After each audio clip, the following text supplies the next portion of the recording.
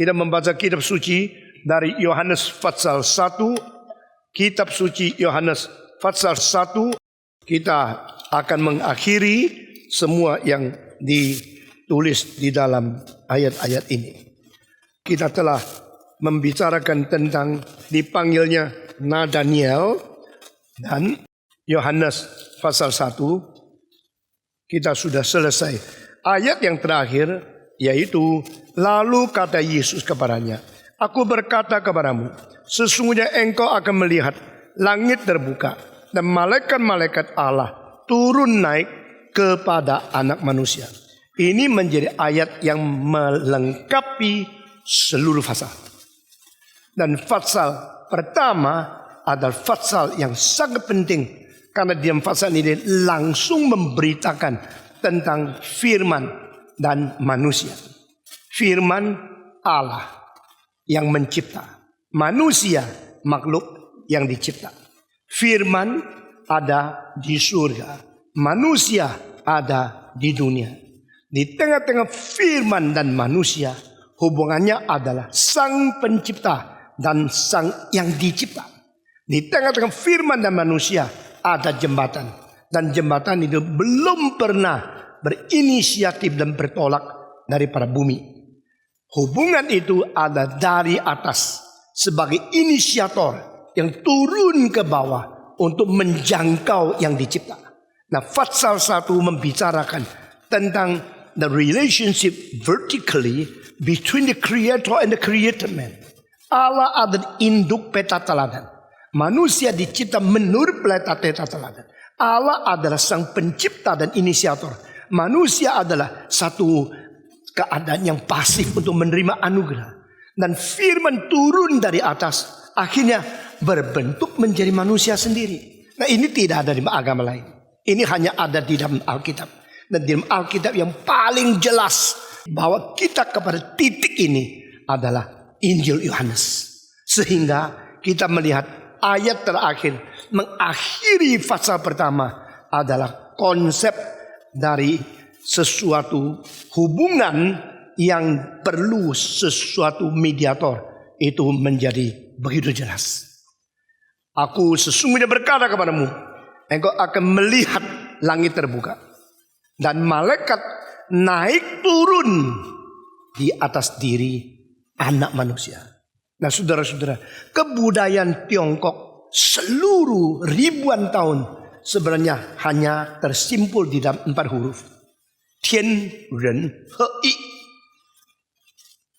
Artinya adalah persatuan antara langit dan umat manusia. Tian surga, Ren manusia. Tian Ren He I, bagaimana bersatu antara surga dan manusia. Maka manusia dari dulu di dalam sejarah Tiongkok yang paling tinggi, mereka memikirkan tentang Tian Tao, tentang Tian Li, bicara tentang rasio dan sesuatu perjalanan dari surga. Tetapi bagaimana manusia bisa bergabung dengan hal itu? Di dalam ajaran Konghucu itu berkata bahwa kalau bersalah kepada surga, sudah tidak ada yang bisa mendoakan. Tidak ada orang bisa mendoakan syafaat bagi mereka yang sudah sengaja bersalah kepada langit. Berarti kalau manusia tidak kembali kepada langit, manusia tidak bersatu dengan langit, manusia itu adalah anak buangan di alam semesta. Jadi manusia bagaimana bersatu kepada firman yang di atas, itu sebenarnya harus melalui satu jalan.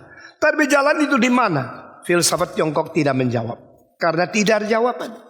Filsafat Tionghoa tidak memberitahu ada pengantara. Dan dari konsep Konghucu yang berkata,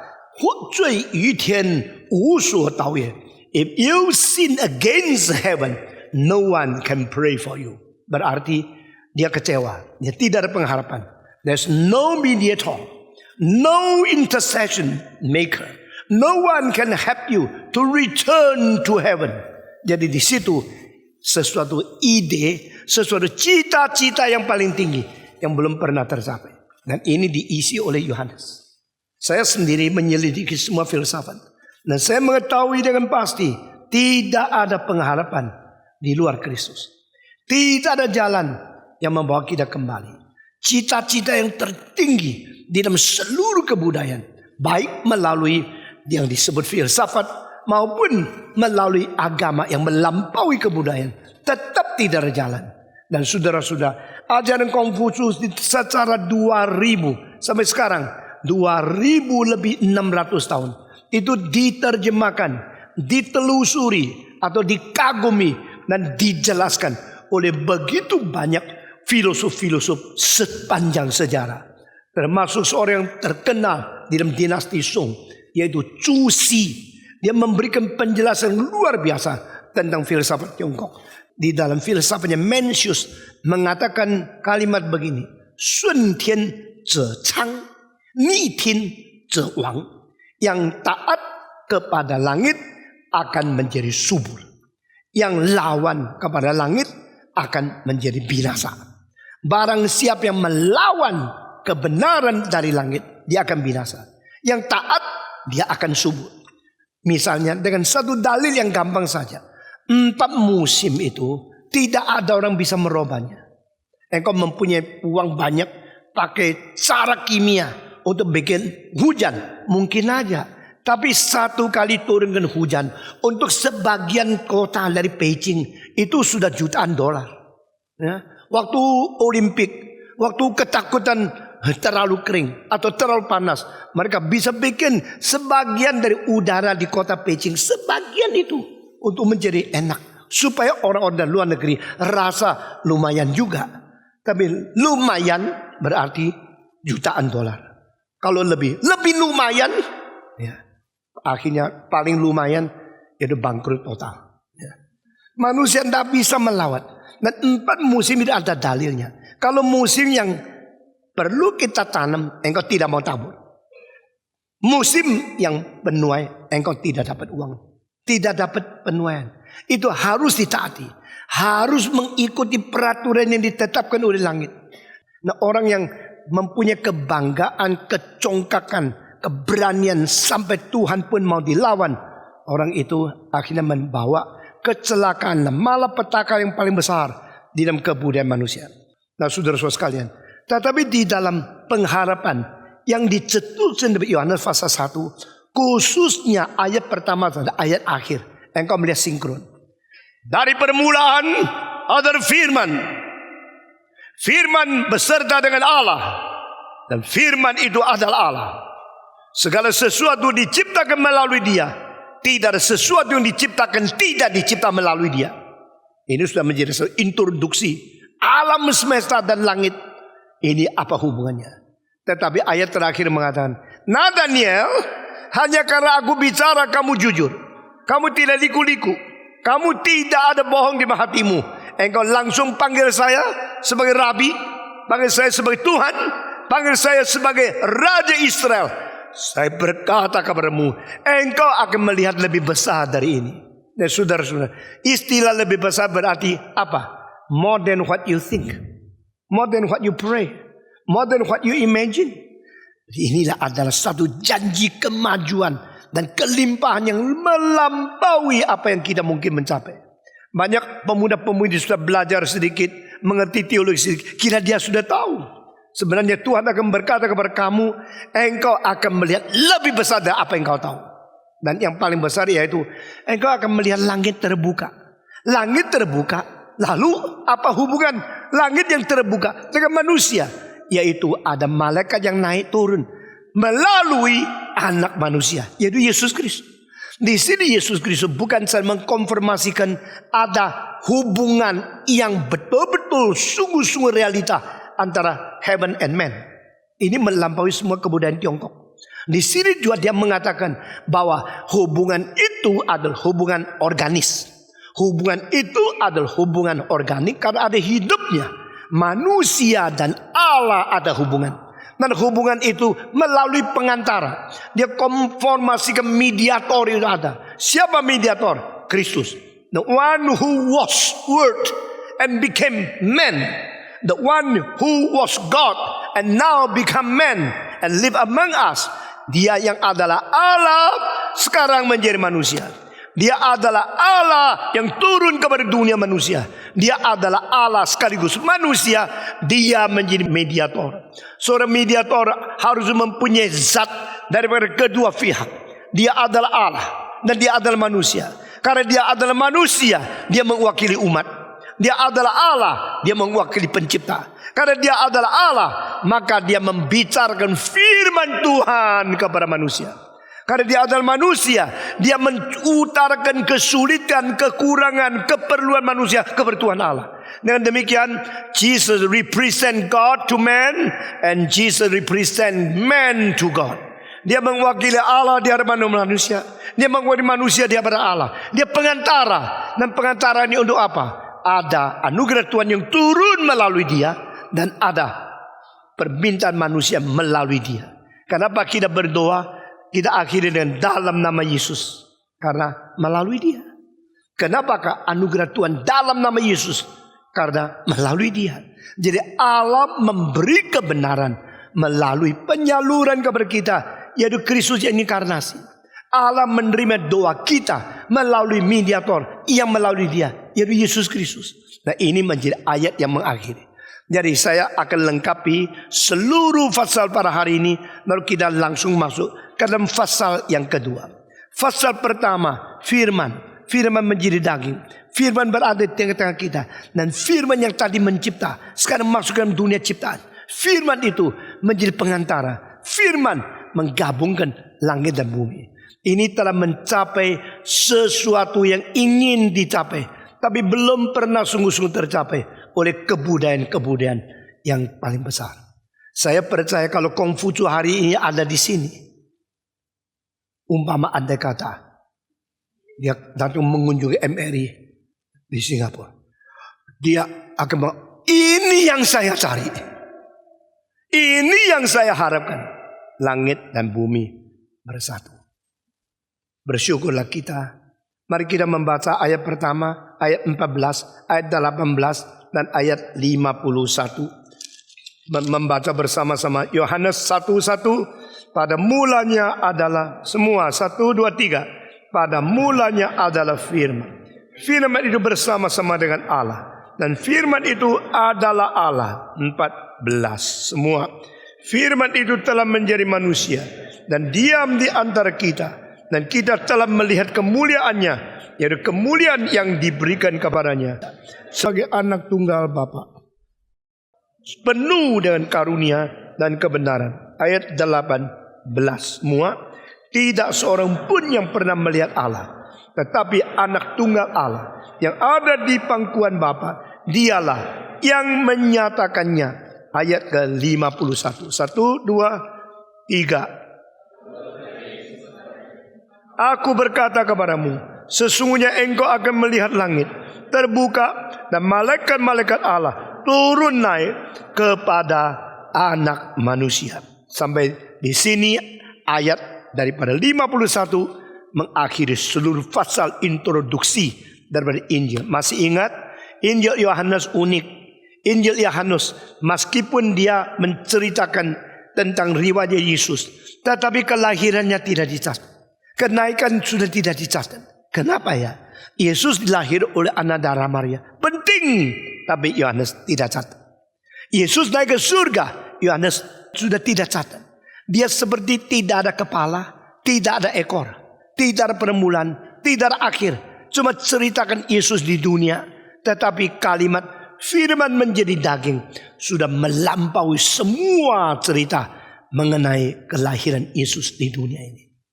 Dan kalimat dia berasal dari Allah, dan dia membawa manusia kembali kepada dia. I am the way, I am the truth, and I am the life.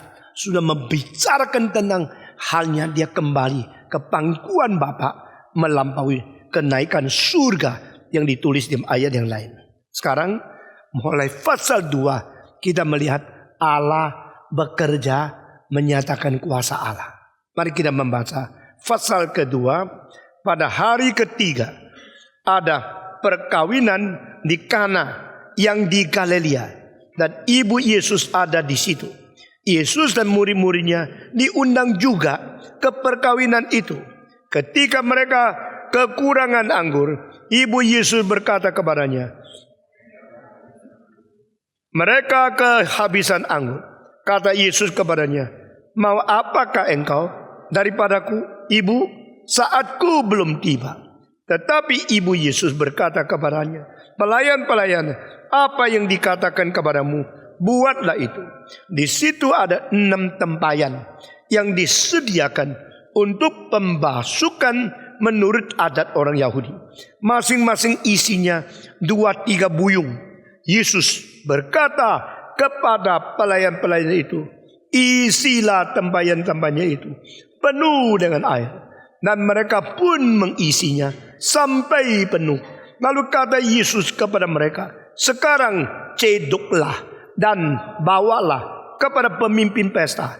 Lalu mereka pun membawanya. Setelah pemimpin pesta itu mengecap air yang telah menjadi anggur itu, dan ia tidak tahu dari mana datangnya. Tetapi pelayan-pelayan yang mencedok air itu mengetahuinya. Ia memanggil mempelai laki-laki dan berkata kepadanya, setiap orang menghidangkan anggur yang baik dahulu, dan sesudah orang puas minum, barulah yang kurang baik. Akan tetapi engkau menyimpan anggur yang baik sampai sekarang.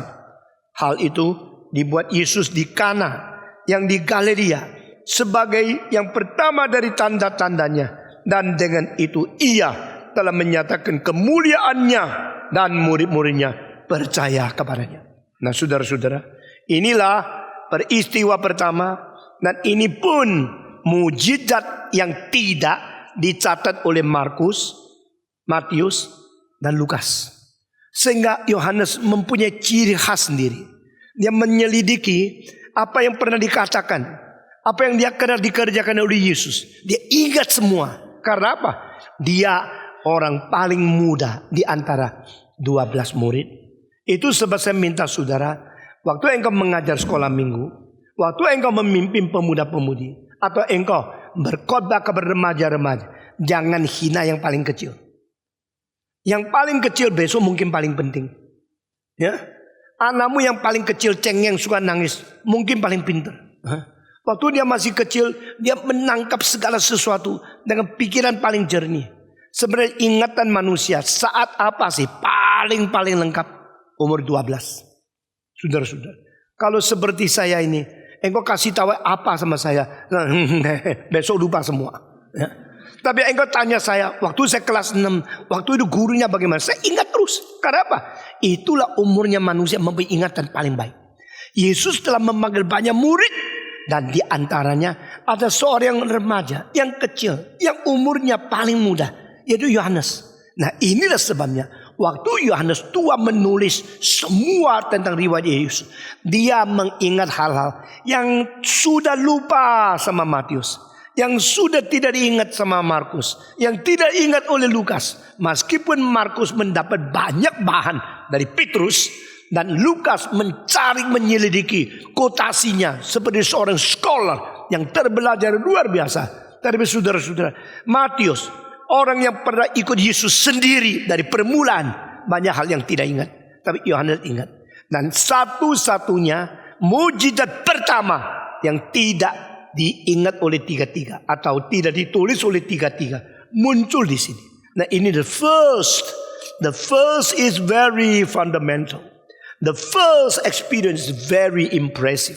The first impression, the first experience, the first feeling is very deep and very important. Nah inilah pertama kali Yesus melakukan mujizat. Yesus melakukan berapa mujizat? Di seluruh 4 Injil, Yesus melakukan 35 kali mujizat. Mujizat pertama apa? Mujizat ini. Di mana? Pasal kedua. Mujizat menyembuhkan? Bukan. Mujizat membangkitkan? Bukan. Mujizat membersihkan sakit kusta? Bukan. Mujizat untuk mengatakan sesuatu kekuasaan untuk membereskan keadaan yang tidak teratur dari alam semesta? Bukan. Waktu Yesus berhentikan angin tofan, Yesus mentenangkan akan laut, itu mujizat. Tapi itu mujizat sama mujizat ini bedanya apa? Dia terjun memperhatikan kesulitan yang dialami oleh manusia. Saudara-saudara, di dalam peribahasa Tionghoa, dunia ini hanya dua perkara yang besar. Pertama, tentang negara. Nasib negara itu peristiwa dan perkara yang besar. Kedua, tentang pernikahan pribadi. Karena itu nasib pribadi yang paling besar. Nikah salah, cilaka seumur hidup. Semua 1, 2, 3. Ayo kalau nak ngomong lebih cilaka. 1, 2, 3. Nikah salah, satu bahaya seumur hidup. Kecelakaan seumur hidup. Jadi 2件大事. 第一，国家大事。第二，婚姻大事. Jadi mengenai negara, pilih presiden baik-baik ya. Mengenai manusia, pilih nyonya dan suami baik-baik. Saudara-saudara, kalau presiden itu boleh dipilih, berarti hak manusia sudah cukup besar. Demos tambah Kristos, itu namanya demokrasi. Ya, di dalam pilih nyonya mesti hati-hati. Karena kita ya, suruh pilih papa mama tidak bisa. Suruh pilih saudara tidak dikasih hak. Pilih anak juga tidak bisa. Pilih kawan bisa. Pilih satu-satunya yang dipilih yang sangat-sangat mempengaruhi. Itu pilih jodoh. Itu sebab apapun tidak bisa pilih. Pilih jodoh, pilih salah lagi.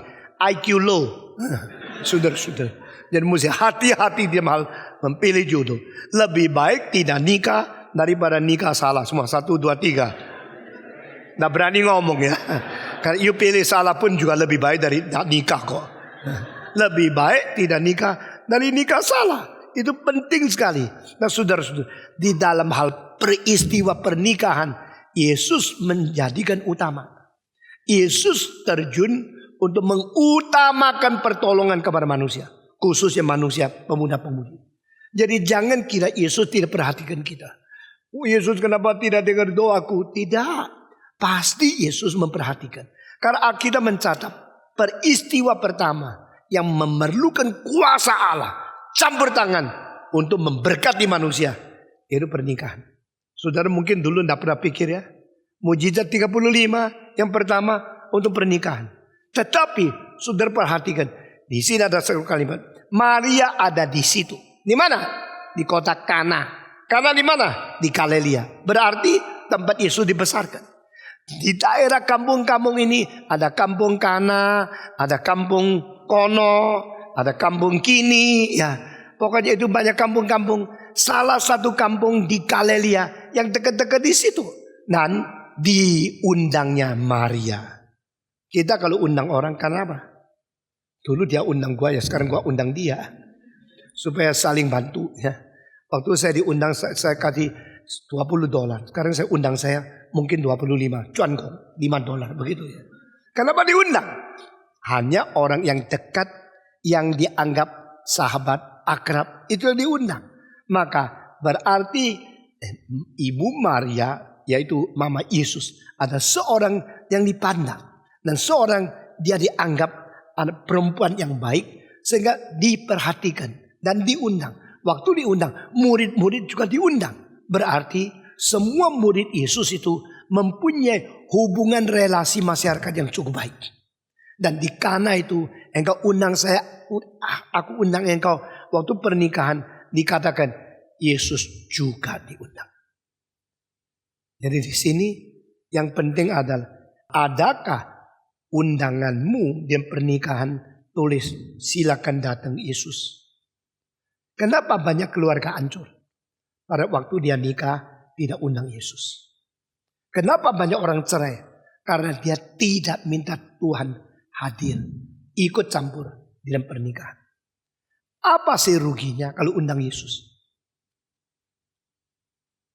Apa sebab engkau melupakan Yesus? Jadi sepasang ini mereka rundingan malam-malam. Mau undang siapa yo?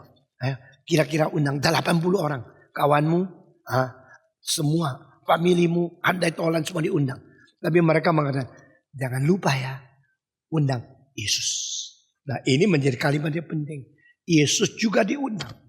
Saya mengharapkan kamu waktu nikah, di dalam undangan ditulis pertama, Yesus. Lalu kasih perangko yang banyak, kirim ke surga. Ya. Silakan, Yesus, tolong hadir. Kalau Yesus tidak hadir, pernikahan ini tidak sempurna.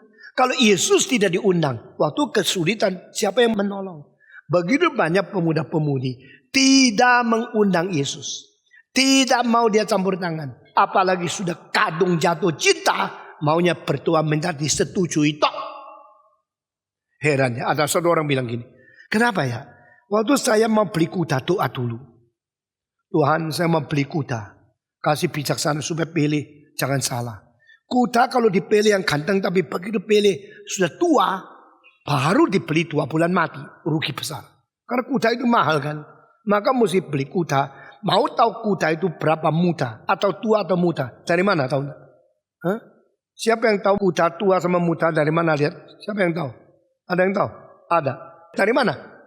Giginya. Wah, orang tidak pernah pelihara kuda sih. Jadi orang kalau pilih kuda, buka mulutnya, lihat gigi. Jadi jangan beli yang sudah tua-tua TBC. Begitu ya. Kelihatan besar gunanya. Beli kuda yang muda bisa manfaat berpuluh tahun. Beli kuda yang tua itu pasti tidak lama lagi mati. Uangnya habis toh. Jadi dengan demikian pilih kuda, berdoa Tuhan kasih saya kekuatannya. Jangan sampai pilih salah. Saya mau beli kuda. Orang itu mengatakan apa? Herannya. Mengapa gua beli kuda? Doa dulu baru beli. Tapi gua cari nyonya. Cari dulu baru doa. Karena apa? Kita punya kemauan mendahului kehendak Tuhan. Cari dulu yang cantik, yang tubuhnya mengiurkan, begitu ya. Yang mempersona, sesudah Tuhan. Cari Tuhan mau apa? Mau minta persetujuan, bukan mau minta sesuatu bijaksana. Jadi kenapa kalau cari kuda doa dulu, baru cari.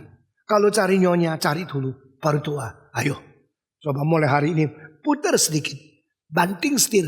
Cara engkau hidup, utamakan Tuhan. Pemuda-pemudi yang menikah di Kana, mereka tidak lupa ada kartu undangan untuk Yesus. Lalu Yesus kalau diundang, Yesus hadir tidak? Kalau kita ada pernikahan undang pendeta, nah tentu pendeta hadir. Kecuali yang harus khotbah hari itu, dia pasti hadir. Ya. Tapi kalau Stephen Tong tidak sempat hadir, karena dia terbatas waktunya. Waktu engkau menikah, hari itu dia ada di Singapura. Tidak bisa di Jakarta. Atau ada di Surabaya. Tidak bisa di Singapura. Atau ada di Amerika. Tidak bisa di Taiwan. Jadi orang-orang undang saya selalu minta maaf. Minta maaf, hari itu saya tidak di sini. Oh ya tidak apa-apa, doakan ya. Ya doakan. Kadang-kadang ingat, kadang-kadang lupa. Terus terang aja ya. Jadi saya tidak berani janjil. Ada orang bilang, Pak Tong, banyak doa bagi saya ya. Saya tidak berani bilang ya. Ya sudah bilang iya lupa doa dosa kan. Ya. Jadi ada satu pendeta disuruh orang lain. Tolong ya pendeta, banyak-banyak doakan saya. Pendeta itu menjawab, banyak sih tidak mungkin. Anggota begitu banyak, mana bisa banyak-banyak doa bagi kamu. Ya gini aja, saya janji ya. Kalau ingat saya doakan. Kalau tidak ingat ampuni saya saja. Begitu saja. Kalau Yesus diundang datang lah. Di seluruh 4 Injil cuma 1 kali kok orang nikah undang Yesus. Di seluruh 4 Injil tidak pernah Yesus menghadir pernikahan yang lain. Kenapa?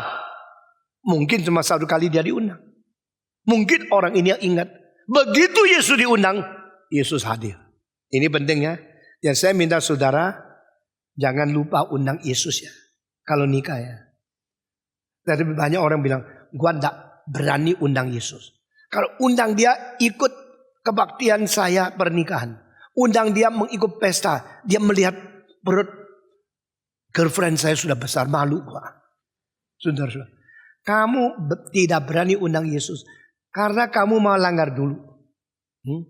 Kalau undang Yesus sebelum pacaran, maka dia akan memberikan kepada kamu prinsipnya gini. Premarital counseling mulai daripada takut kepada Tuhan. Bukan mulai dari cinta kepada pacar. Premarital counseling mulai daripada mengikuti petunjuk Alkitab. Prinsip-prinsip Alkitab. Lalu barulah minta Tuhan berkati kita yang menjalankan kehendak Tuhan. Yesus hadir. Lalu Yesus hadir cuma orang biasa kan. Karena yang diundang itu adalah Yesus, adalah Maria, adalah murid-murid Yesus. Jadi semua itu orang biasa. Tetapi di antara semua orang diundang itu ada seorang namanya Maria, ibu Yesus. Dia seorang yang rohaninya luar biasa. Dia hadir di mana? Bukan hanya mau cari makan. Dia hadir di pesta. bukan hanya menikmati makanan enak, tidak ada kritik atau apa. Dia hadir di situ, dia mau menjadi berkat. Nah, ini sikap hidup yang penting. Di mana saya berada, di situ saya bersedia menolong. Di mana saya diundang, di situ saya akan menutup lubang-lubang kesulitan orang lain. Di mana saya berada, di situ saya memperhatikan apa yang menjadi suatu hal yang bisa saya bantu. Can I help you? Anything need my help? Always available to help. Always be helpful to others. Nah, ini rohani baik. Jadi dari hal-hal yang kecil, dari kalimat-kalimat keluar dari mulut dari Maria, saya mengkumpulkan semua itu. Saya menemukan ini perempuan luar biasa. Ibu Maria adalah seorang yang begitu teliti, begitu memperhatikan orang, so much concern for others, so available to deny herself, so ready to help others.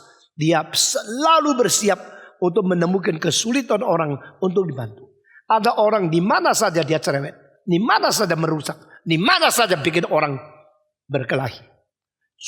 Mesti belajar ya. Di mana kamu berada, di situ kamu menjadi berkat. Amin. Di mana engkau berada, engkau mendoakan orang lain. Any word comes out from your mouth must be constructive. Setiap kalimat keluar dari mulutmu bersifat membangun. Di mana engkau berada, orang mendapat berkat. Orang yang begini akan menjadi orang yang diterima baik oleh siapapun. Engkau selalu menjadi tamu yang paling disambut. Di mana engkau berada orang senang.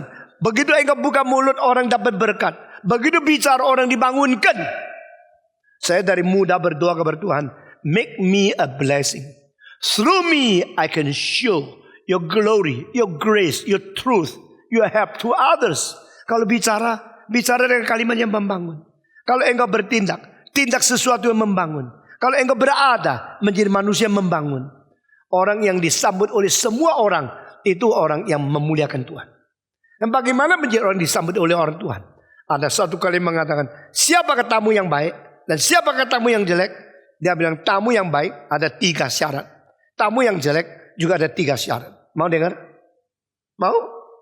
Tamu baik sebelum datang diharap-harapkan. Kapan sih dia datang? Aduh sudah lama lo dah lihat. Cepat-cepat datang yuk. Sesudah datang syukur sekali, berterima kasih sama Tuhan, terus memuji. Aduh Tuhan, dia sudah datang di sini. Kalau dia pergi sedih sekali. Itu tamu yang baik ya. Tamu yang jelek sebelum datang, Tuhan kalau boleh tak usah datanglah.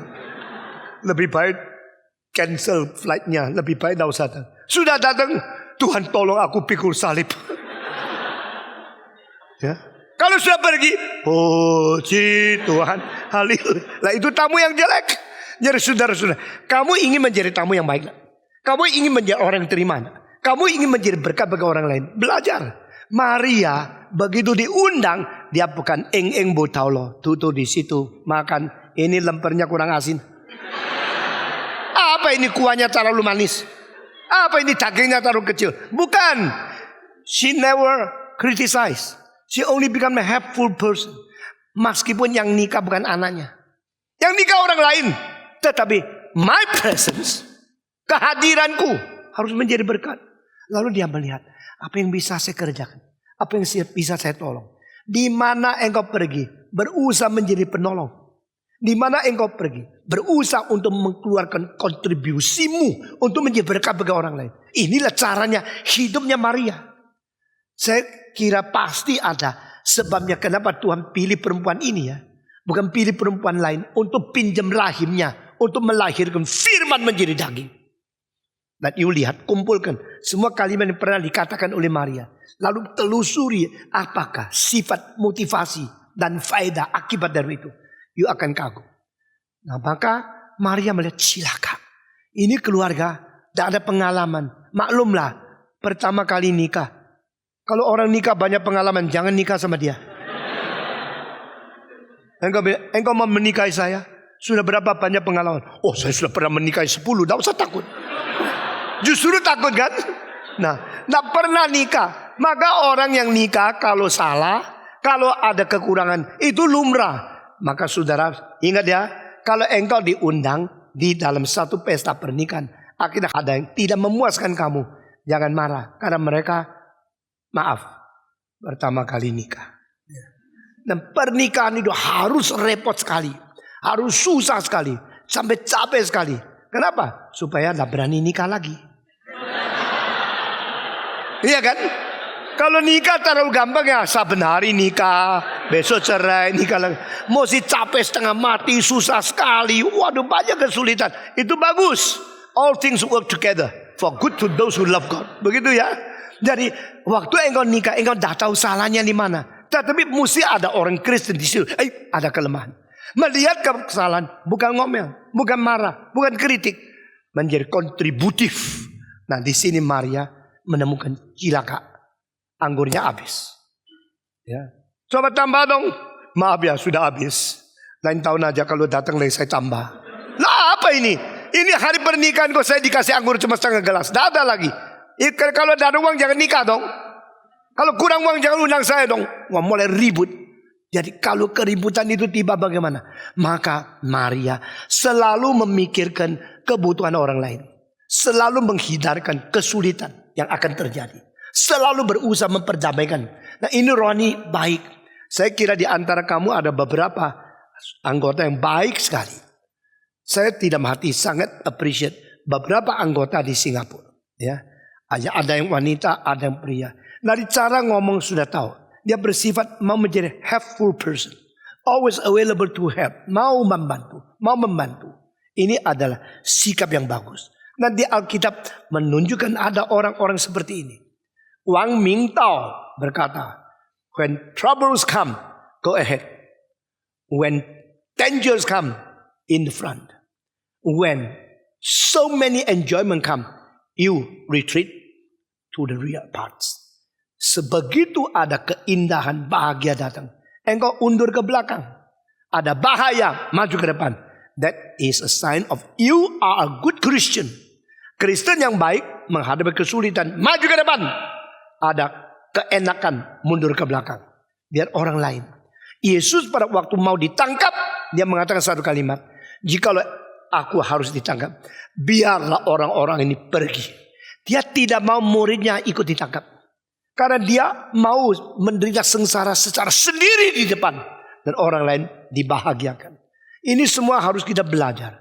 Kita mau dihormati orang lain. Tapi kita tidak patut dihormati. Kita mau menjadi orang yang mulia, tapi tindakan kita sangat mempermalukan. Kita mau menjadi orang yang diterima, tapi kita selalu egois. Orang yang egois hanya penting diri, tidak pentingkan hal-hal yang lain. Lalu minta dihormati. Itu tidak benar. Ada seorang bicara sama orang lain. Kenapa semua orang hormati Stephen Tong? Tidak menghormati saya. Kenapa orang-orang tidak menghormati saya seperti menghormati Stephen Tong? Orang itu menjawab satu kalimat, mengkagetkan. Justru Stephen Tong tidak pernah minta dihormati. Tidak pernah mengatakan kalimat seperti ini. Orang itu sedikit malu. Kenapa menghormati? Justru dia tidak ngomong kalimat ini. Nah, saudara-saudara, Maria tidak mencari susah, tidak mencari kritik, tidak mencela orang lain. Dia menjadi seorang yang bersiap-siap setiap saat untuk menjadi penolong. Mari kita belajar ya. Saudara-saudara, semua khotbah yang kau dengar di sini, belajarlah baik-baik.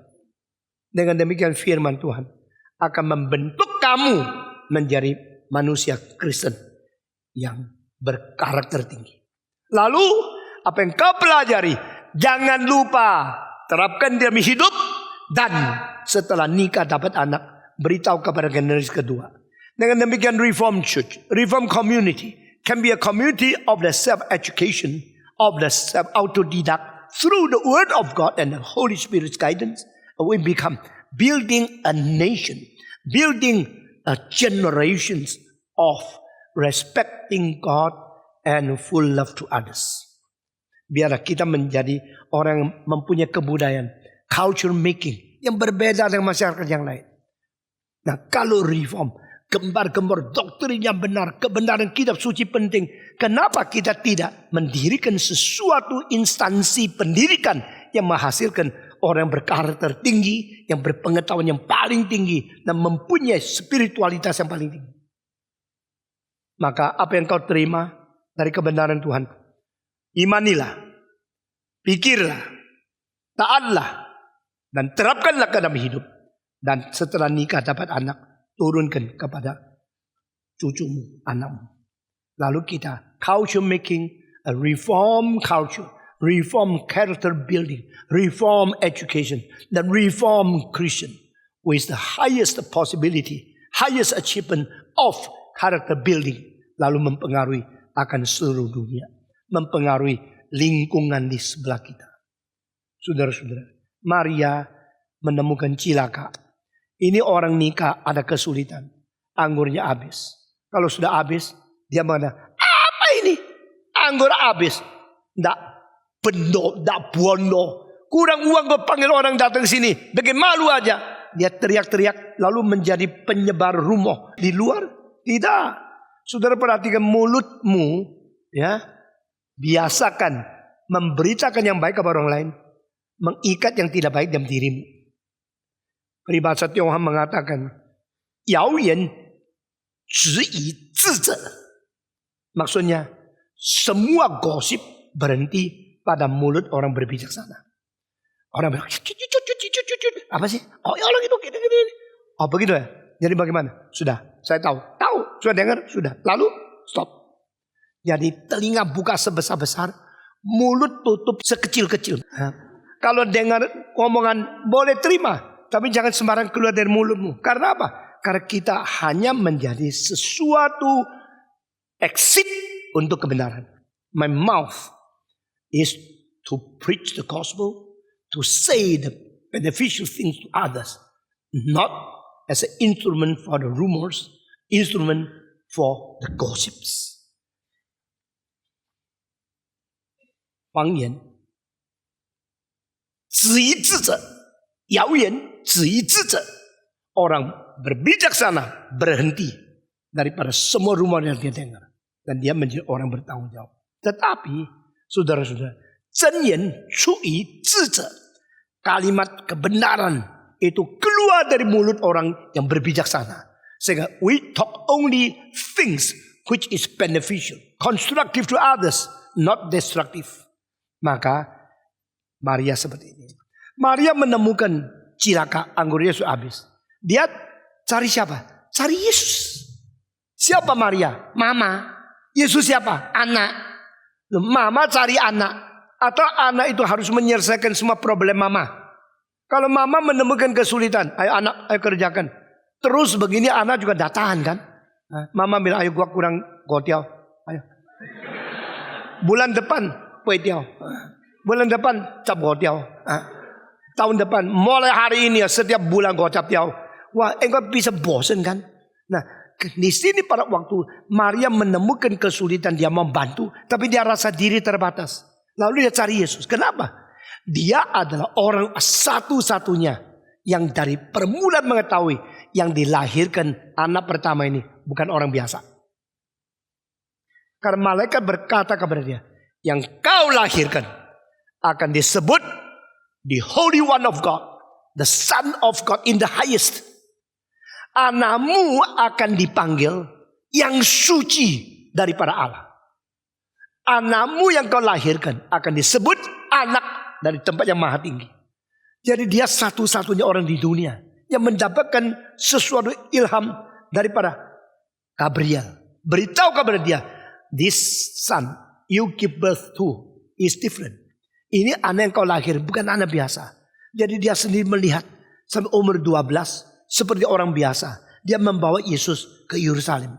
Waktu pulang Yesus tidak ikut. Dia sudah 1 hari tidak ketemu. Maka dia kembali lagi. Apa anak saya hilang? Ini titipan Tuhan loh. Bukan anak titipan orang tua lain loh. Ini Allah titip dia kepada saya. Kalau hilang bagaimana? Gemetar. Dia sampai di sini. Kenapa engkau tidak ikut kami? Kenapa engkau sendiri di sini? Bikin orang tuamu susah. Yesus bilang, maaf ya, lain kali tidak berani. Minta tolong kasih pengampunan kepada saya. Begitu. Yesus jawabnya adalah, jawab tidak seperti anak biasa. Jadi papa mama kalau dengan anaknya jawabnya lain, selalu kaget. Saya percaya banyak papa mama dikaget oleh anak-anakmu. Ya. Anak-anak kalau mengatakan satu kalimat, lain sama anak biasa. Engkau pasti kaget.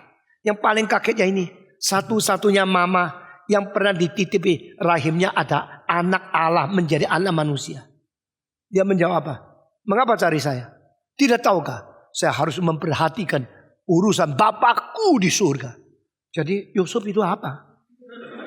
Bapakku di surga. Hah? Kalau engkau cari nyonyamu hilang, dia bilang, mengapa cari saya? Bukankah saya harus memperhatikan suamiku yang lain? Hah? Kurang ajar lu anak gua ada bapakku di surga dan sebagainya. Nah ini kalimat yang tidak biasa. Kalimat yang aneh sekali. Dan Alkitab mengatakan, Maria simpan kalimat itu di hati. Tidak debat. Dia tidak jawab. Dan dia pikir tak habis-habis kalimat yang dijawab oleh Yesus. Jadi mamanya orang jenius saja sudah susah. Jenius kalau tanya, mama tidak bisa jawab. Karena jenius kok.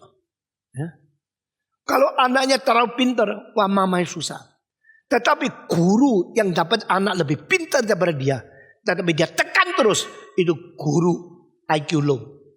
Maka seumur hidup saya selalu membela anak pintar. Karena ditaruh di bawah guru yang goblok. Maka guru-guru banyak yang benci sama saya. Saya juga sangat sangat tidak setuju. Kalau orang Kristen yang baik, orang pintar sekali, di bawah pendeta yang goblok. Itu akibatnya adalah saya dirikan gereja. Karena banyak orang yang pintar sekali. Kalau dia tanya jawab. Tanya pertanyaan sulit sama pendeta. Pendeta biasanya tidak mau jawab, malahan benci dia. Saya pernah mengalami kayak gini loh. Waktu saya masih muda, saya tanya. Pendeta tidak bisa jawab. Dia bilang, setan keluar. You harus beriman, jangan dipakai setan. Loh, saya tanya kok dia usir setan, heran ya. Terus saya bilang, setan di mana? Mau keluar di mana? Dia lihat, ketemu setan, ya pasti aku dong. Jadi aku keluar. Aku tidak mau ke gereja. Karena setan keluar katanya. Ini mana sih setan? Orang buat tanya. Bagaimana membuktikan evolusi salah. Dia bilang, oh ini ajaran setan. Jangan dengar. Ya. Setan keluar. Bagaimana membuktikan ada Allah. Atau ateisme. Bagaimana kira menjawab. Dia tidak bisa jawab. Tapi mau jawab. Mana dia menjadi terasa tersinggung. Dia mengatakan anak ini kurang ajar. Bikin susah saya. Bikin malu saya. Saya menjadi pendeta dipermalukan oleh anak ini. Ini ada setan yang bekerja. Setan keluar. Saya lihat kok tidak ada setan. Gua keluar. Nah saya kalau akhirnya betul-betul keluar dari gereja. Kekristenan itu rugi besar loh. Betul gak? Jawab dong. Kalau saya keluar dari kekristenan.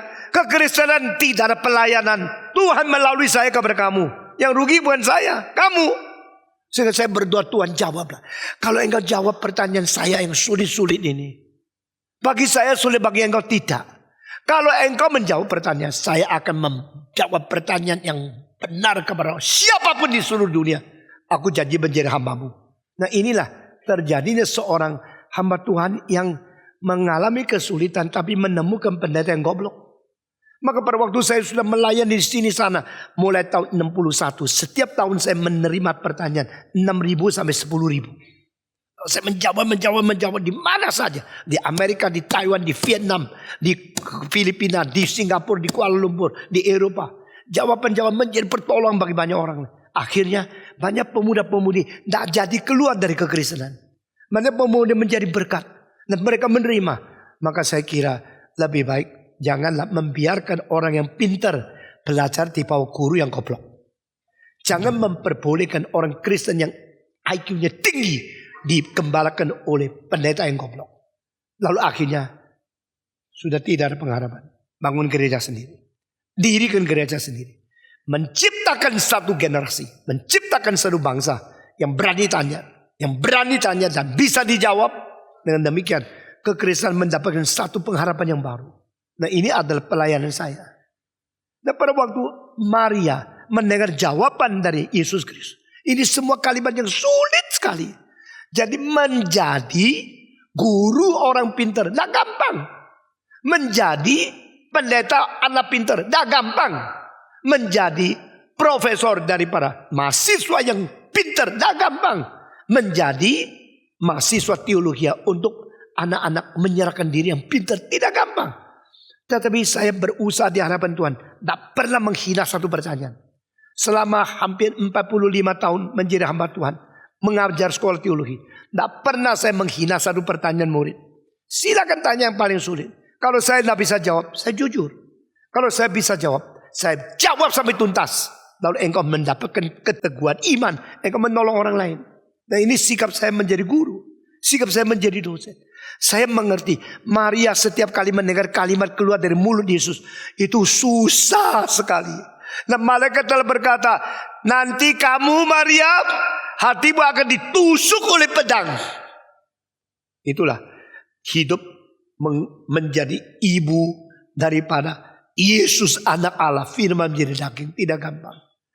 Tetapi dia tetap datang. Yesus, tolong, mereka anggurnya habis.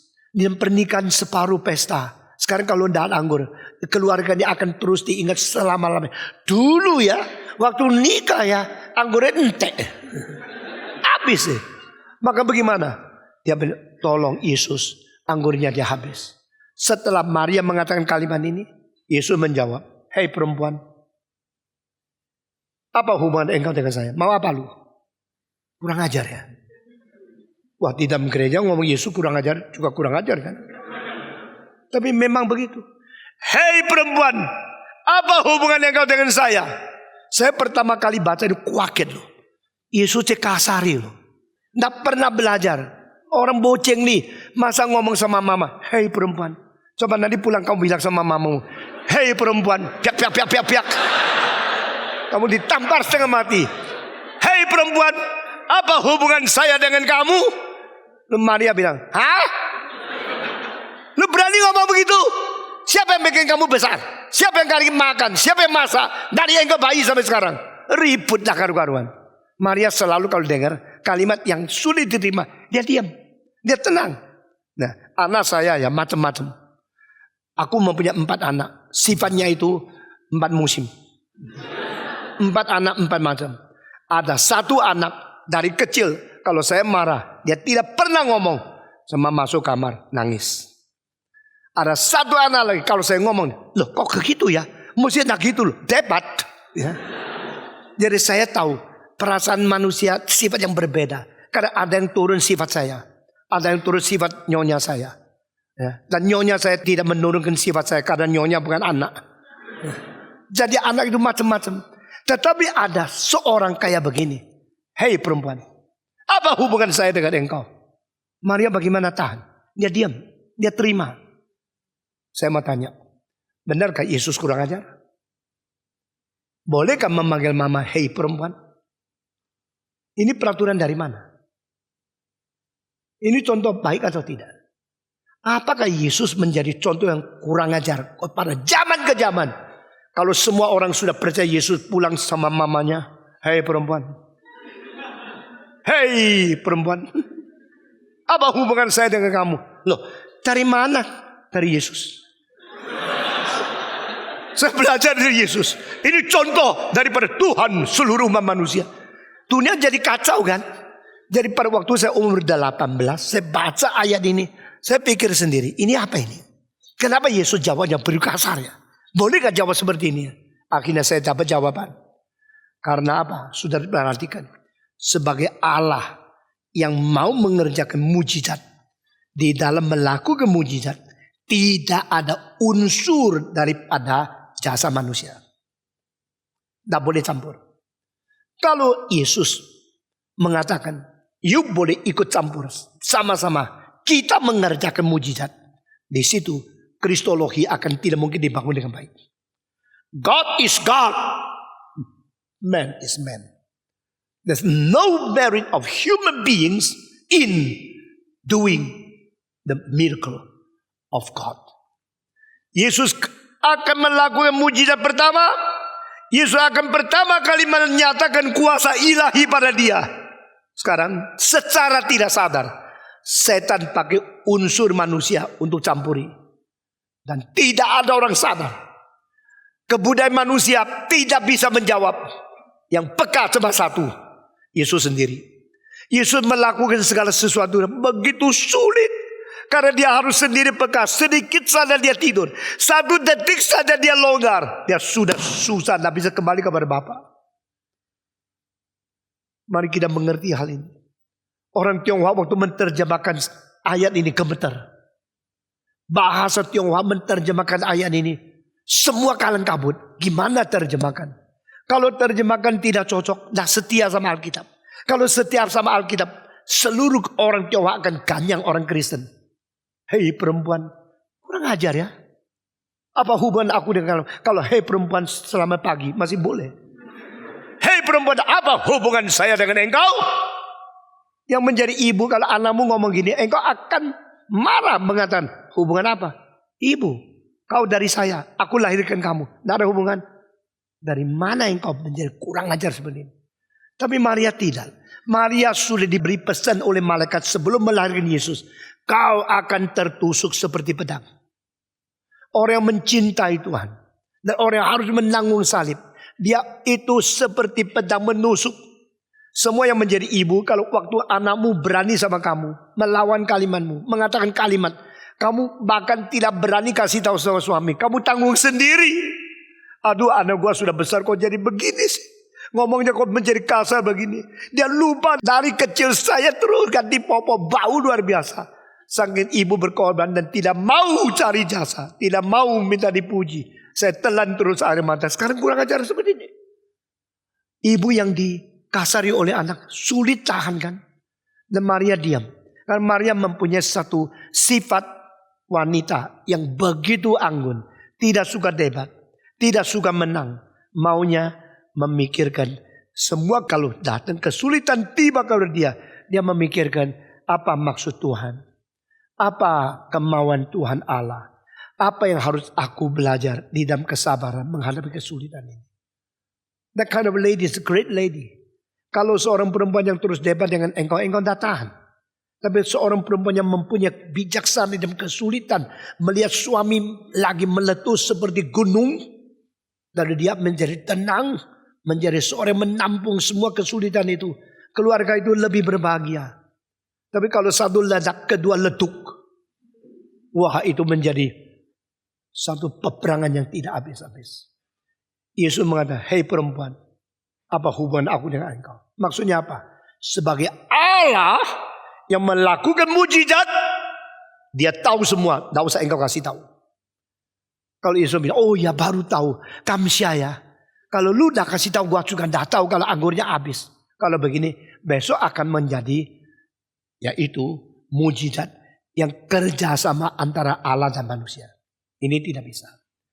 Kenapa kita tidak terima ajaran yang mengajar coritemptres? Istilah coritemptex, coritemptrix, bahasa Latin berarti Maria sama Yesus sama-sama menjadi juru selamat. Itu penghujatan.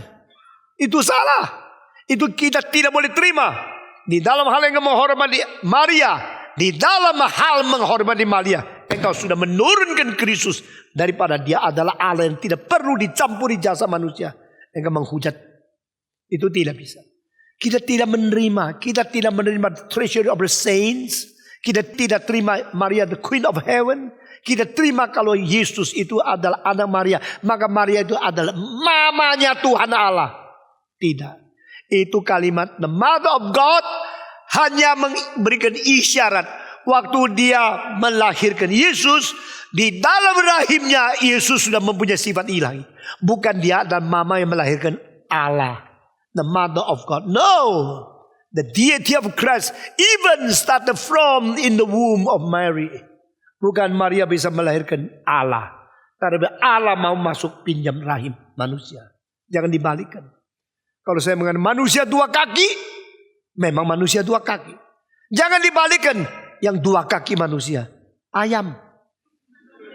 Jangan dibalikkan. Jadi kita harus mempunyai tekanan di mana dengan jelas. Yesus mengatakan, hei perempuan, apa hubungan aku dengan engkau? Bukan dia menghina ibu.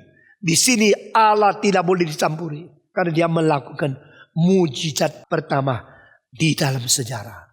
Saya harap jawaban ini sudah masuk ke hatimu. Dan sampai di sini saja. Mari kita berdoa. Bapa di dalam surga, bukalah semua rahasia firman-Mu. Berilah pengajaran kepada kami melalui pencerahan Roh-Mu yang kudus, melalui kitab suci yang sudah diciptakan, yang sudah diturunkan ke dalam dunia. Sehingga kami melalui kitab suci dan pertolongan Roh Kudus yang mencerahkan hati kami. Kami tidak menyeleweng. Kami tidak sembarangan menafsirkan. Kami boleh mengetahui rencana, bijaksana, kehendak-Mu dan pimpinan Tuhan yang ajaib. Dengar doa kami yang kami panjatkan dalam nama Yesus Kristus, penebus dan juru selamat kami yang hidup. Amin.